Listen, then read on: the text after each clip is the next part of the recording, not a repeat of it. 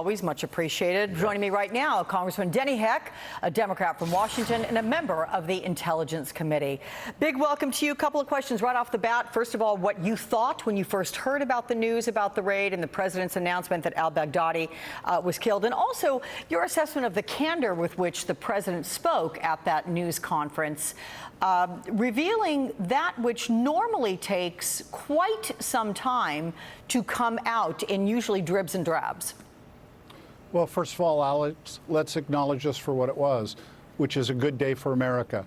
A very bad person who committed heinous acts and murdered lots of people is no longer going to be able to do that. He's not going to get up tomorrow morning with the capacity to plan and carry out those kinds of activities against our friends and ourselves.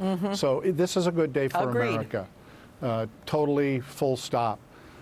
So with respect to the way in which the president characterized this, I think the more traditional approach is not to reveal operational details whatsoever in the immediate aftermath, because it's still a little bit of a sensitive circumstance. It's hot on the ground still. We don't want to tip our hand in any regard with respect to methods or procedures or personnel.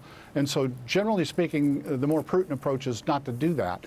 Secondly, I would also characterize some of the language he used as a bit problematic insofar it may have held with it the potential, frankly, to inflame emotions among some of al-Baghdadi's followers. And of course, we don't need to do that. We've got operational issues on the ground. We need to take care of the mission, and we don't want to in any way make more of a martyr out of him. There's not a lot of precedent for that kind of rhetoric actually scaring ideologues into non-action. So I thought the language is a bit problematic in that regard.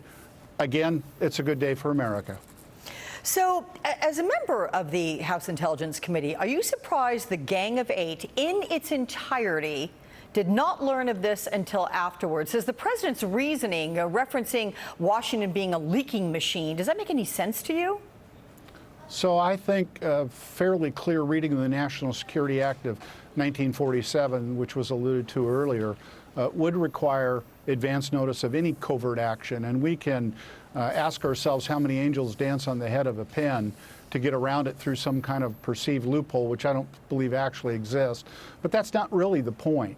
It's not the clear letter of the law that is the point here. It is what serves our interests long term. And I bemoaned, along with some of the other people that have spoken this morning, kind of the days, I yearned for the days in which partisanship stopped at our nation's shores when it came to foreign policy.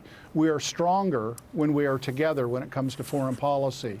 And I think that would have been the appropriate path to take in this instance as well.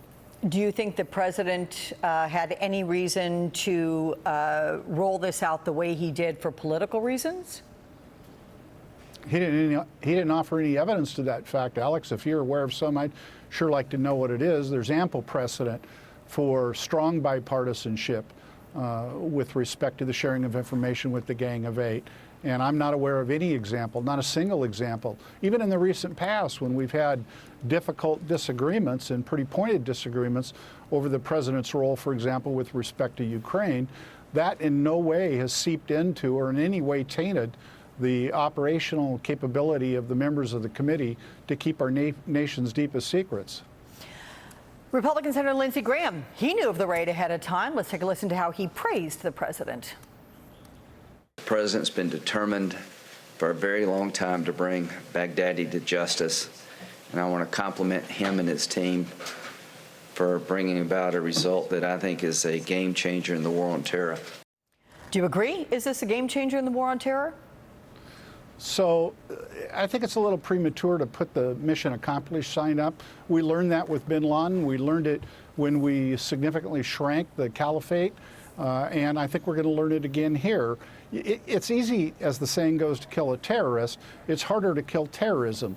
That's a deeply rooted ideology that has complex problems, and trying to project onto it that it's a cult personality-led thing simply isn't a winning strategy. But Senator Graham finally said something that I agreed with, I'd like to echo, and that is to compliment the team that pulled this off. Our service members and the members of the intelligence community did an outstanding job in planning and implementing this mission.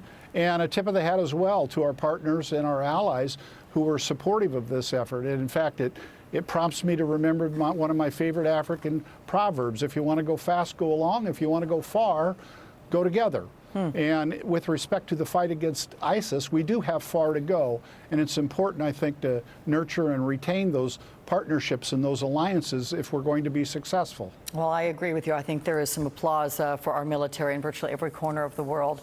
Representative Danny Heck, always good to talk with you, my friend. Thank you so much. Thank you, Alex. Coming up, my next guest.